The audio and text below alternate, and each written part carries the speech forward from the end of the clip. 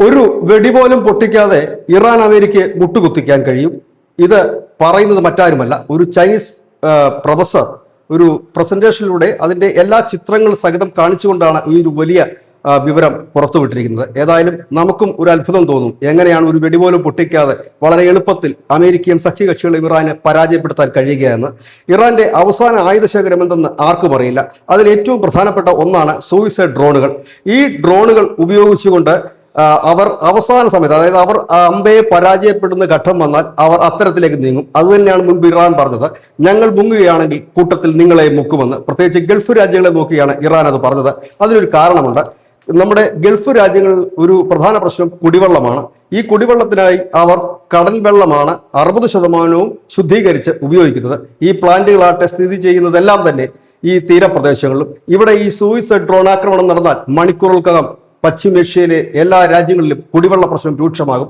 American സൈനികർ തമ്പടിക്കുന്ന പശ്ചിമേഷ്യയിൽ ഇത് അമേരിക്കൻ സൈന്യത്തിനും ഒരു കീറാമുട്ടിയാകും. അതായത് ഇത്രയും രാജ്യങ്ങളിലേക്ക് കുടിവെള്ളം എത്തിക്കുക ഒരു ഹിമാലയൻ ടാസ്ക് ആയിരിക്കും. ഇനി ഈ പ്ലാന്റുകൾ പുനരുദ്ധരിച്ച് വരുമ്പോഴേക്കും മാസങ്ങൾ എടുക്കുകയും ചെയ്യും. അങ്ങനെ ജലക്ഷാമത്തിലേക്ക് ഈ പശ്ചിമേഷ്യ നീങ്ങുകയാണെങ്കിൽ യുദ്ധം അവസാനിപ്പിക്കേണ്ടതായി വരും. കാരണം ഈ ഗൾഫ് രാജ്യങ്ങളുടെ 80% ഭക്ഷ്യവസ്തുക്കളും പുറം രാജ്യങ്ങളിൽ നിന്നാണ് ഇവിടെ എത്തുന്നത്. ഈ ഭക്ഷ്യവസ്തുക്കളാകട്ടെ ജലമില്ലാതെ വേവിക്കാനും കഴിയില്ല. ഇത് തന്നെയാണ് ഒരുപക്ഷെ ഇറാൻ അവരുടെ തകർച്ച നേരിടുന്ന അവസാന നിമിഷത്തിൽ പ്രയോഗിക്കാൻ സാധ്യതയുള്ള ആയുധമെന്നാണ് ഇപ്പോൾ പുറത്തു വരുന്ന വിവരം. ഈ വിവരം ഒരു ചൈനീസ് പ്രൊഫസർ ഒരു പ്രസന്റേഷനിലൂടെ എവിടേക്കാണ് ഈ പ്ലാന്റുകൾ ഉള്ളതെന്നും എങ്ങനെയാണ് ഇറാൻ അത് തകർക്കാൻ കഴിയുക എന്നും അവർ പറയുന്നു. ഇതിൽ അവർ എടുത്തു പറയുന്ന ഒരു കാര്യം കൂടിയുണ്ട്. അതായത് ഇറാന് ഈ റഡാറുകളുടെ കണ്ണുവെട്ടി ആക്രമണം നടത്താൻ ശേഷിയുള്ള ഹ്രസ്വദൂര ഡ്രോണുകളുടെ സാങ്കേതിക വിദ്യ കൈവശമുണ്ട്. അതവർ ഒരുപക്ഷെ ഉപയോഗിച്ചേക്കാം. ഏതായാലും ഇത്തരത്തിൽ തന്നെ ഒരു നീക്കം നടത്തിയാൽ അത്ഭുതപ്പെടേണ്ടതില്ല എന്നാണ് ഇവർ പറയുന്നത്. അതിന് കാരണം ഇറാൻ അവസാന നിമിഷത്തിലേക്ക് നീങ്ങുകയാണ് എന്നൊരു തോന്നൽ അവർക്കുണ്ടായാൽ അവരിത് ചെയ്യാൻ ഒരിക്കലും മടിക്കില്ല.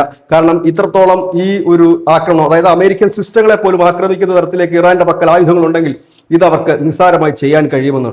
കുടിവെള്ളം മുട്ടിയാൽ പിന്നെ അതിനപ്പുറത്തേക്കൊന്നും ചിന്തിക്കാനില്ല. സ്വാഭാവികമായി തന്നെ എല്ലാ രാജ്യങ്ങളും ചർച്ചയ്ക്ക് തയ്യാറാകുകയും യുദ്ധം അവസാനിക്കുകയും ചെയ്യും. ഏതായാലും അത്തരത്തിലുള്ള ജലതന്ത്രം ഇനി ഇറാൻ ഉപയോഗിക്കുമോ എന്നുള്ളതാണ് കാത്തിരുന്ന് കാണേണ്ടത്. News desk news India Malayalam.